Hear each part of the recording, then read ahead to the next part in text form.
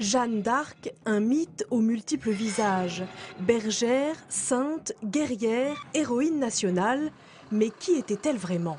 À Domrémy-la-Pucelle, où elle est née il y a tout juste 600 ans, Jeannette, comme on la surnomme ici, fait la fierté des habitants. C'est quand même un honneur de l'avoir ici. Il fallait vraiment qu'il y ait quelque chose qui lui donne la force, qui la guide. C'est pas n'importe qui peut faire ça, à mon avis.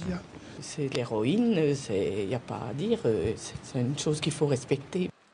Chaque année, 70 000 personnes viennent visiter cette église. C'est ici que Jeanne la Pieuse priait, juste en face de sa maison natale.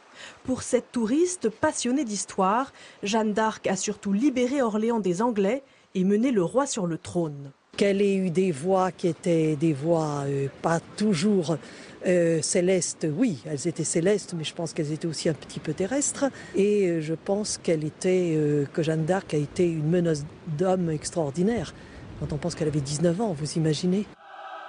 Revendiquée à la fois par l'Église, les républicains et les royalistes, Jeanne d'Arc est un personnage historique complexe que les habitants de Domrémy s'attachent à défendre.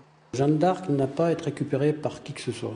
Jeanne d'Arc, c'est l'histoire de France. Ceux ou celles qui, à la limite, inventent des choses ou leur font de commerce de cette on va dire, différence ne m'intéresse pas. Jeanne d'Arc est aussi une figure importante de l'imagerie populaire.